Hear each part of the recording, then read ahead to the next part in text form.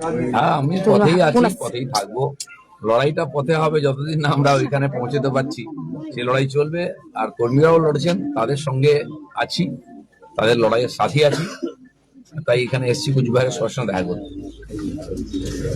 বেশ কিছুদিন পরে কুচবিহারে এলেন। এর আগে আপনি রাজ্য সভাপতি যখন ছিলেন তখন বহুবার এসেছেন, কুচবিহারের মাটিকে আপনি ভালোভাবে চেনেন। এবার কুচবিহারের যে 26-এর নির্বাচনের ফলাফল কি প্রত্যাশা করছেন? দেখুন, যেদিন থেকে বিজেপির উত্থান হয়েছে কুচবিহারেতে, সেদিন থেকে আমরা সংঘর্ষের মাধ্যমে যাচ্ছি।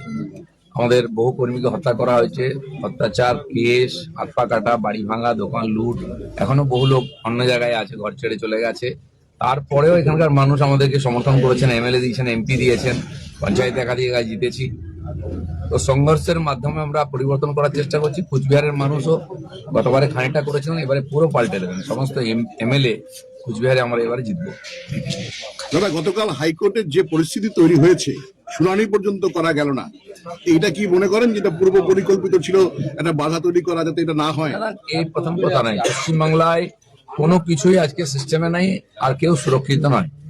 যদি ইডির রেড হচ্ছে, মুখ্যমন্ত্রী চলে যান সেখানে, ফাইল ছিনিয়ে নিয়ে আসেন, তার সঙ্গে চিফ সেক্রেটারি থেকে আরম্ভ করে পুলিশ কমিশনার থেকে আরম্ভ করে সবাই চলে যায়, পুরো সরকার চলে যায়। হতে পারে উনার পলিটিক্যাল কম্পালশন থাকতে পারে, বাধ্যবাধকতা মুখ্যমন্ত্রী। এই যারা অ্যাডমিনিস্ট্রেটিভ অফিসাররা তারা কেন গেছেন চিফ মিনিস্টারের সঙ্গে? তো পুরো সরকারটাই এখন লুটেরাদের সরকার, চোরেদের সরকার হয়ে গেছে, আর ডাকাতদের হয়ে গেছে। নাহলে আদালতের পর্যন্ত হামলা এর আগেও দেখেছি, শুনানি করতে দেওয়া হয়নি, চিৎকার চেঁচামেচি করে বিচারককে ঘেরাও করা হয়েছে। তো ভারতবর্ষের কোথাও এই দৃশ্য দেখি না আমরা। এই যে গন্ডগোল, এই যে লুটপাট বাংলাদেশে যা চলছে, ওখানে বাড়িঘর লুট, আগুন লাগিয়ে দিচ্ছেন সরকারি সম্পত্তিতে, এখানেও ধীরে ধীরে সেই পরিস্থিতি হচ্ছে, হবেই। আর যেটা যত বাড়বে তত তাড়াতাড়ি বিদায় হবে। মানুষ কিন্তু প্রচন্ড ক্ষুব্ধ, বারবারই বলছেন এক কথা, কেন কেন্দ্রের শাসন এখানে আসবে না, কেন পরিস্থিতি টেক ওভার করবে না কেন্দ্র? না, সেই জন্য পুরো ব্যাপারটা তো মানুষের হাতে আছে। কেন্দ্র মানে একটা সরকার, তারা সংবিধানের রীতিনীতি মেনেই চলতে হবে, তার বাইরে যেতে পারবেন না। সংবিধানের আধারে যা হওয়ার সেটা তারা করছেন, করবেন, কিন্তু সঙ্গে মানুষকে থাকতে হবে। কারণ এখানকার ভালো মন্দের সঙ্গে এখানকার মানুষের ভাগ্য জড়িয়ে আছে। তারা এত বড় বড় ডিসিশন নিয়েছেন। সিপিএম এর মতো একটা পার্টি ছিল যারা সমস্ত কিছু কবজা করে নিয়েছিল, তাকে বিদায় করেছেন। আমার মনে হয় পশ্চিমবাংলার মানুষ এটা বুঝতে আরম্ভ করেছেন। যত তাড়াতাড়ি এখান থেকে পরিবর্তন হয়, মানুষের জীবনের পরিবর্তন তত তাড়াতাড়ি হবে। যেটা বললাম, দিনহাটা বিধানসভা যেখানে মন্ত্রী উদয়নপুর রয়েছে, সেখানে গত 1.5 বছর 2 বছর ধরে আপনারা কর্মসূচি করতে গেলেই কোনো না কোনো বাধা কর্মসূচি বিজেপি এখন পর্যন্ত করতে পারছে না। এই যে বিষয়টা কি দেবো? না, এখানে কোনো আইন শৃঙ্খলা নেই, পুলিশ প্রশাসন নেই।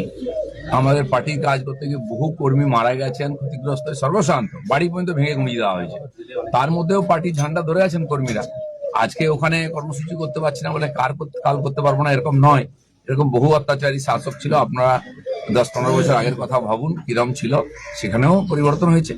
অতএব এই ঘটনার উৎপাদ বাড়া মেনে পরিবর্তনটা খুব কাছে চলে আসছে।